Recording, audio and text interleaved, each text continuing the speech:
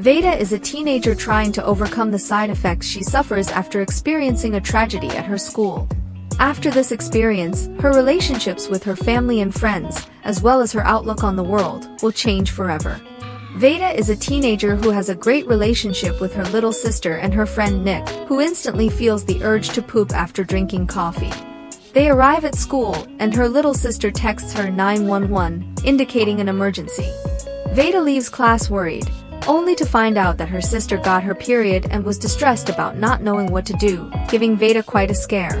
But her sister is prepared, having stolen tampons from Veda, so Veda takes the opportunity to go to the bathroom where Mia, a famous girl at school, is. Suddenly, they hear gunshots outside and hide in the bathroom. They then hear someone coming in, but it's just another boy hiding, covered in his brother's blood. The police arrive and arrest the shooter, who had killed others. Veda returns home, and Amelia, her little sister, asks for a bulletproof backpack. Veda tries not to show her feelings to her family, although she struggles with everything that happened in her mind. She starts following Mia on social media and they begin chatting, having been together during the incident. The boy's brother from the bathroom died, causing further chaos.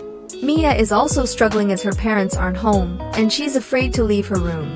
Veda wakes up from nightmares but tells her parents she's better and goes to visit her friend Nick, who was also at the school. He opens up about his feelings and questions why he survived, deciding to start a movement to better protect schools. Meanwhile, Veda is distracted by Mia's dances and goes to visit her at home.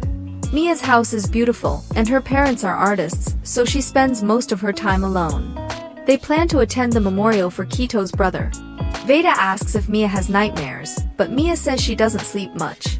Both are dealing with unexpected and tragic situations, reflecting the real issues happening in many schools across the United States. They ponder why all this is happening and how survivors cope with trauma. Amelia invites Veda out, but Veda declines repeatedly, ignoring her. However, Veda and Mia support each other and try to continue with their daily lives. Mia's parents don't worry about leaving her alone since she doesn't like parties, and she has stopped attending dance classes since the incident. Veda doesn't tell her parents how she feels for fear of making them feel worse. She tells her friend Nick that she's been visiting Mia's house, which is strange since Mia is the popular girl, and they weren't friends before the incident. Now, a bond unites them. Veda's mother sends her to a psychologist, and Veda insists she's fine and can manage her emotions well. However, to heal, she needs to express and process her feelings. Veda struggles with sharing her emotions and invites Kito, the boy from the bathroom who lost his brother, to hang out. They form a friendship while Nick fights for real change to make schools safe. Veda and Mia cope in their own ways, sometimes smoking, and acting a bit wild. Veda still hasn't returned to school, and her mom wants her to attend, wanting the best for her. Mia's parents allow her to study at home for as long as she needs. Veda returns to school and now they are taught how to survive a shooter situation. Veda suffers every minute she's there, avoiding the bathroom out of fear. Back at home, he tells his parents that everything was fine and he is calm at school. The next day he goes with a boy looking for coke, so in class he is in a total trance, but he bites the pencil and fills his entire mouth with ink, so he asks to go to the bathroom.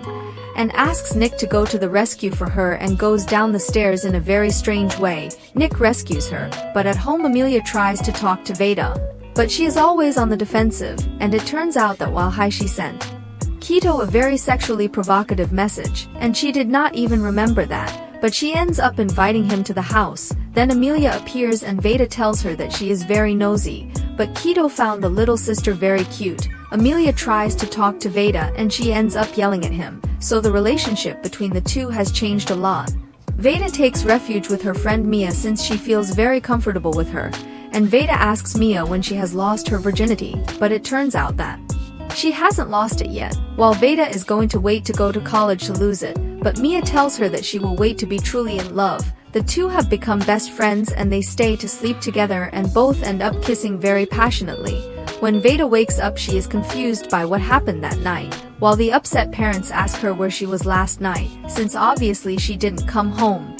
But the mother doesn't even know who Mia is. Nick is also upset since he was worried about her, and he didn't know where she was last night. Nick is very worried about her since she is not facing things as she should, and looks for Kito to tell him everything that is happening to her, but Kito lost his brother and is struggling to move on. But not everything works the same for each mind. We can even be going through the same things, but each mind works differently to assimilate things, and Veda ends up kissing him.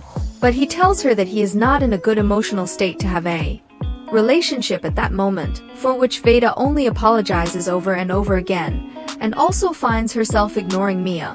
Amelia tells Veda that she is also afraid in case some shooter comes to her school, and apologizes because she almost got her finished, since if she hadn't called her she wouldn't have left the classroom, and asks her why she is upset with her since she doesn't spend time at home and doesn't talk to her little sister anymore. Veda tells her that she is not upset with her, but when she entered the bathroom it was the most terrifying moment of her life, and when she was about to die she only wrote to Amelia telling her that she loves her, since she is her favorite person.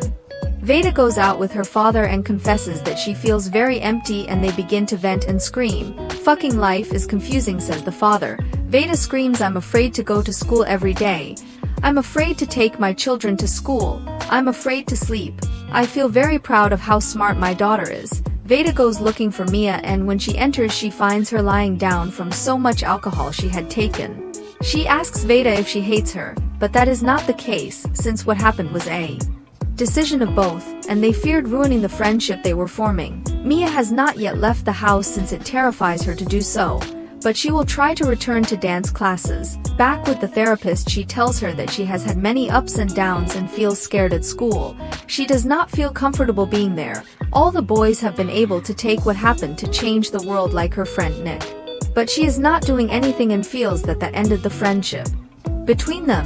Veda feels angry because a guy with a gun, he screwed up so many lives. Besides, she should be grateful to be alive, but there is no reason for that to happen, and she apologizes to her mother and tells her that she hasn't had a good time, and that she had sex with the person she least expected, and that she did drugs several times, while the mother is processing it. Also that she had relations with a girl so she didn't get pregnant. That's a good thing. There are things that happen for no reason at all, and nobody is to blame for other people's decisions, but it shows us how they affect everyone. You have to fight with that anxiety every day to overcome what you experienced.